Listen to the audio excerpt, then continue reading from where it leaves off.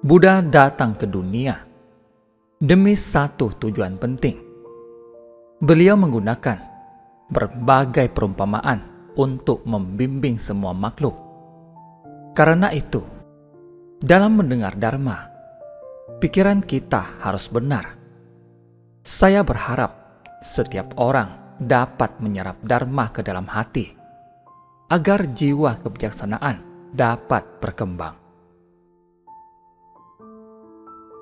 Seiring berlalunya satu hari, maka usia kehidupan kita juga berkurang satu hari. Jika kita tidak mempraktekkan Dharma dalam keseharian, maka noda batin kita akan semakin bertambah, sehingga karma buruk yang tercipta juga semakin banyak. Seiring bertambahnya satu hari, karma buruk yang tercipta pun ikut bertambah.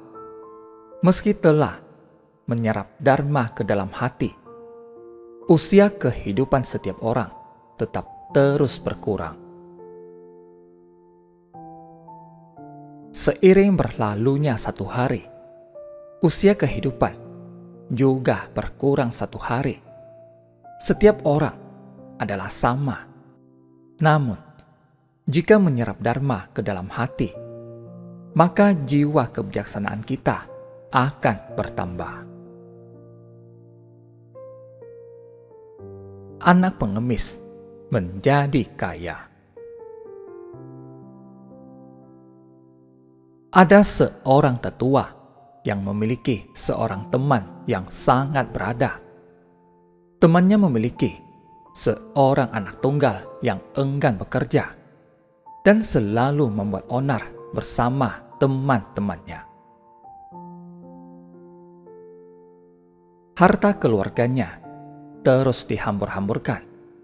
Sang ayah berkata kepada tetua itu, "Tolong didiklah anak saya." Tetua menjawab, "Tidak masalah."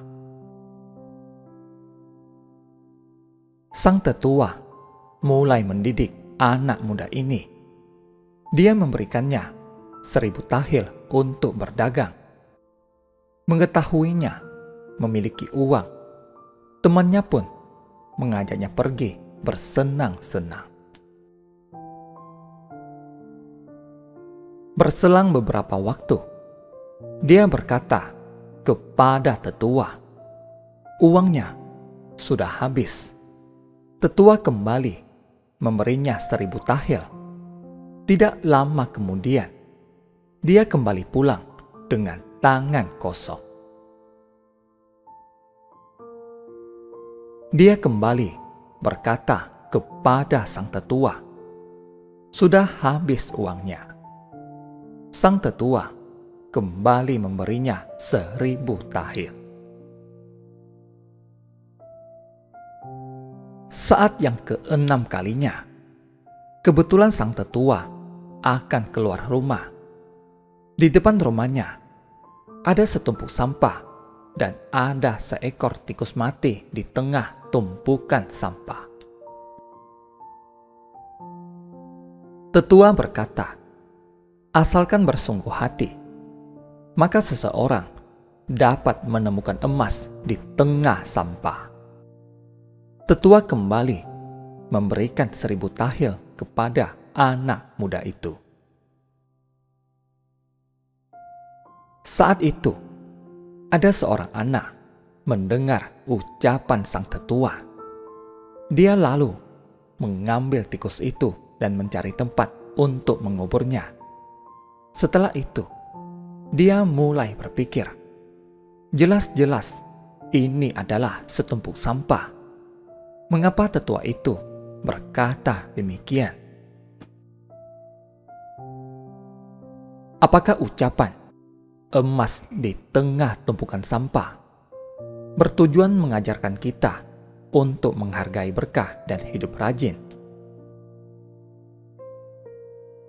Anak itu pun mengingatkan dirinya untuk menghargai berkah dan hidup rajin. Setiap hari, Dia keluar mencari sedekah dan memungut barang-barang yang dibuang orang untuk diperbaiki. Setelah itu, dia menjualnya dengan harga murah. Pada kali pertama, dia mendapatkan 2 sen. Dia sangat gembira. Dia berpikir, asalkan bersungguh hati dan bekerja keras, maka kita akan mendapatkan uang meski hanya sedikit. Setiap hari, dia memungut barang untuk diperbaiki, lalu menjualnya. Setelah tersimpan sedikit uang, dia menggunakannya untuk membeli sayur. Dia mulai berjualan sayur. Setelah uang yang terkumpul semakin banyak, dia menggunakannya untuk membeli lahan guna bercocok tanam. Perlahan-lahan, dia pun membuka toko dan menjadi pedagang. Belasan tahun kemudian, anak ini menjadi pemuda yang tampan. Dia berpikir, hari ini usaha saya dapat sedemikian sukses berkat ucapan dari tetua itu. Dia menggunakan perak untuk membuat sebuah piring dan menggunakan emas untuk membuat seekor tikus. Dia meletakkan tikus itu di atas piring dan menaruh perhiasan di sekelilingnya. Dia pun pergi ke rumah tetua dengan mengangkat piringnya tinggi-tinggi. Dia berlutut di sana untuk berterima kasih. Belasan tahun lalu, saat tetua berbicara dengan anak muda itu, anak itu mendengarnya dengan hati penuh cinta kasih dan belas kasih. Dia menguburkan tikus itu. Di tengah tumpukan sampah ada emas. Dia menyadari bahwa ucapan itu mengajarkan orang untuk hidup rajin dan menghargai barang.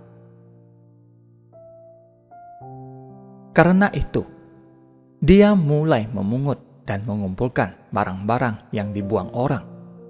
Setelah memperbaikinya, dia pun menjualnya. Demikianlah, sedikit demi sedikit usahanya mulai berkembang. Dia sangat berterima kasih atas ajaran tetua itu. Ini adalah salah satu kisah di dalam sutra. Sang tetua melihat anak muda ini tahu untuk membalas budi. Meski bukan berbicara langsung kepadanya, tetapi anak itu dapat menerima bimbingannya dan memperoleh manfaat.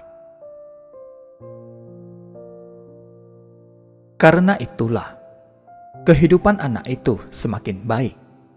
Selain itu, dia juga tahu untuk membalas budi. Saat itu, sang tetua menikahkan putrinya kepada pemuda itu. Selain itu, dia juga berkata, "Saya berikan semua harta saya kepadamu. Namun, kamu harus ingat untuk menghormati 3 permata dan mengembangkan 4 sifat luhur untuk bersumbangsi bagi umat manusia." Di bagian belakang kisah itu, terdapat cerita sang tetua menikahkan putrinya dengan pemuda itu dan mewariskan semua hartanya kepadanya.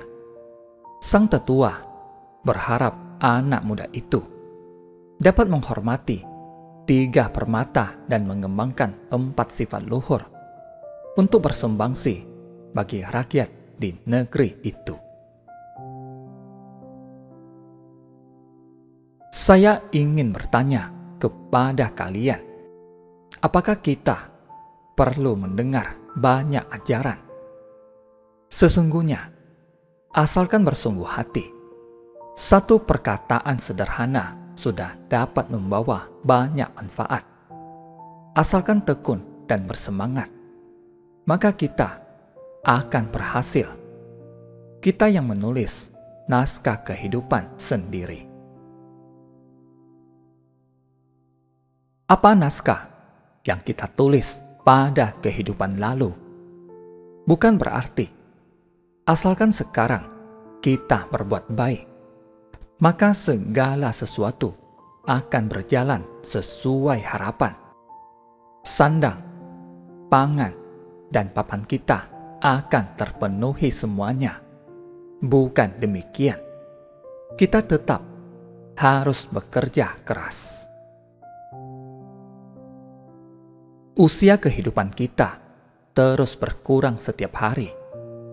Jika di dalam hati kita tidak ada dharma, maka noda batin akan terus bertambah.